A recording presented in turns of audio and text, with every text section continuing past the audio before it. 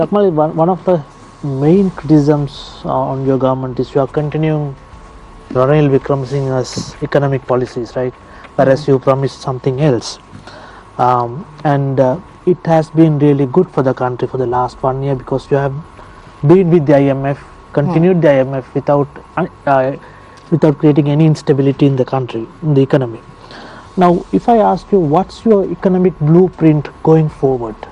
What would you say?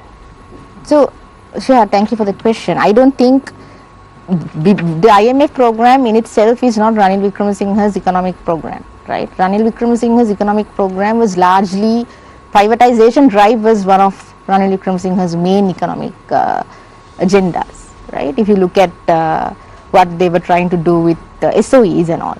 We are in favor of SOE restructurings. We have never hidden that.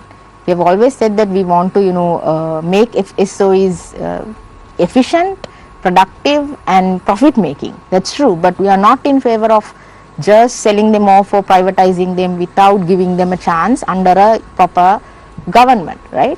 So, which is what we are trying to do right now. We have actually stopped the privatization drive that Ranil Wickremesinghe or UNP government or the SLPP UNP government started 2 years ago, and large part of that is the electricity board, CEB, which was bound to be privatized within three months that we came into power.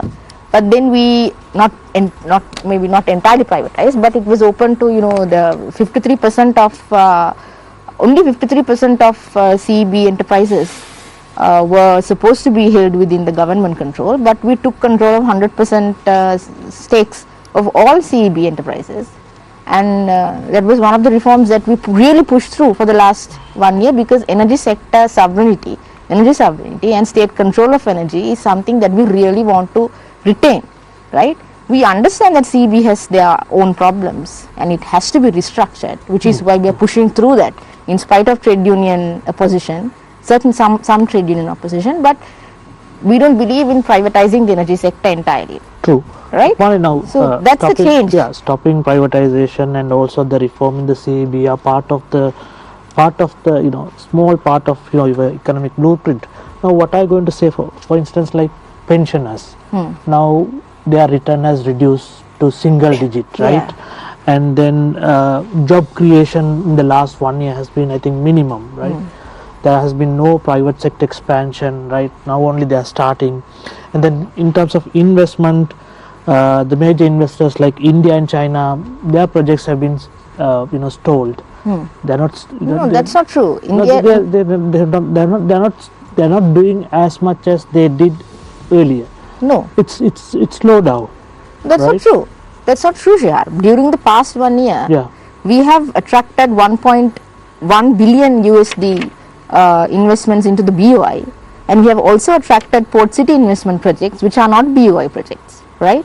Which is also more than 1 billion USD. And if you look at China, you are referring to the signed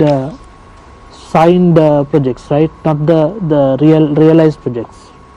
No, these are realized. These are inflows to the government. Port City, of course, hasn't started the inflows yet, but BOI has. These are inflows into the Sure, these have all been initiated not by the NPP, I must say. No, I'm not. No, I mean projects are initiated by different governments. Southern Expressway was not initiated by Mahinda Rajapaksa either, if you look at it that way, right? But it was implemented no, by but him. please, it's implementation. From 1971, nothing happened. I mean, that's. I mean, what I want to say is that there is no slowdown of investments, right? Private investments are actually increasing into the country, and we have done so much to build on that investor confidence, because we believe that that is something that we read, because you need to have FDIs coming into the country. We cannot be a debt reliant country. And if you look at the projects, the Chinese projects and the Indian projects, all of them have resumed actually, right? Apart from the Adani project, which of course had we had differences about the pricing and all of that, but every other project that I think the previous governments had entered into, none of them had left. Now Sinopec has been delayed. Yeah, right? it has not been delayed. There are certain negotiations that's going with Sinopec, and all to make sure that Sri Lanka gets the best deal out of everything. We are not going to rush into deals, which is what our governments had done previously, just rush into deals regardless of how big the country is and how friendly they are with us. We don't want to rush into deals that jeopardizes our people's future, right? So none of these investments are actually pulling out. We are just we are negotiating with them to get the best deal for Sri Lanka. And Chinese projects have actually restarted, resumed, So if including the Central Expressway. If I ask